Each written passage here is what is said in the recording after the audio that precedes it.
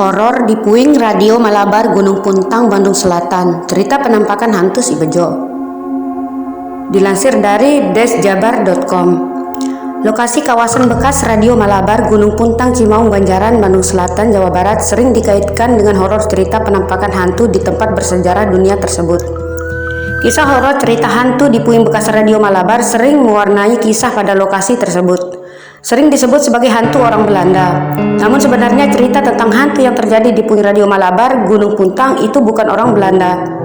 Kisah cerita hantu di puing radio Malabar adalah hantu Si Bejo, orang Indonesia yang tewas dipukuli oleh para pejuang Indonesia semasa zaman perang pada tahun 1947. Beberapa orang tua warga asli di sekitaran lokasi jalur menuju lokasi bekas radio Malabar Gunung Puntang sempat mengingat cerita horor hantu itu. Adanya cerita hantu Si Bejo di puing radio Malabar Gunung Puntang itu disebut-sebut masih gentayangan diri lokasi itu sampai tahun 1965 dan 1966. Salah seorang tua warga asli pada kampung dekat lokasi radio Malabar Gunung Puntang, Abah Anin, saat ditemui ketika berumur 90 tahun, sudah lama masih mengingat cerita hantu Si Bejo di lokasi itu.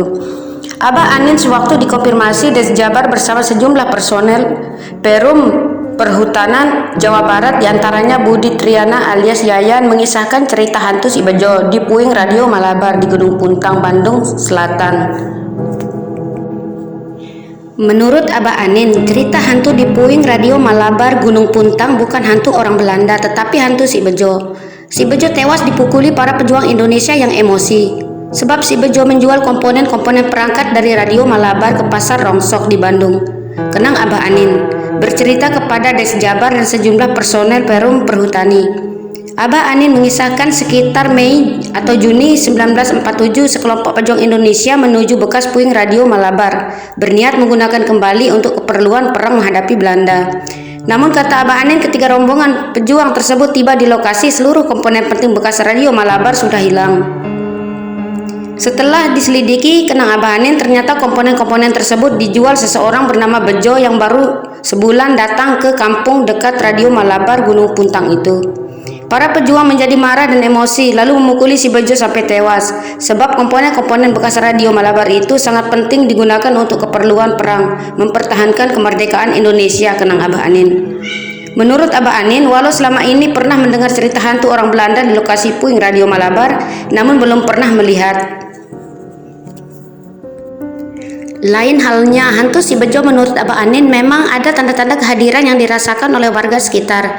Yang paling sering katanya adalah angin tiba-tiba bertiup kencang, lalu muncul sesosok bayangan menyerupai orang tanpa kepala, mirip Si Bejo, di dekat jembatan kawasan puing Gunung Puntang.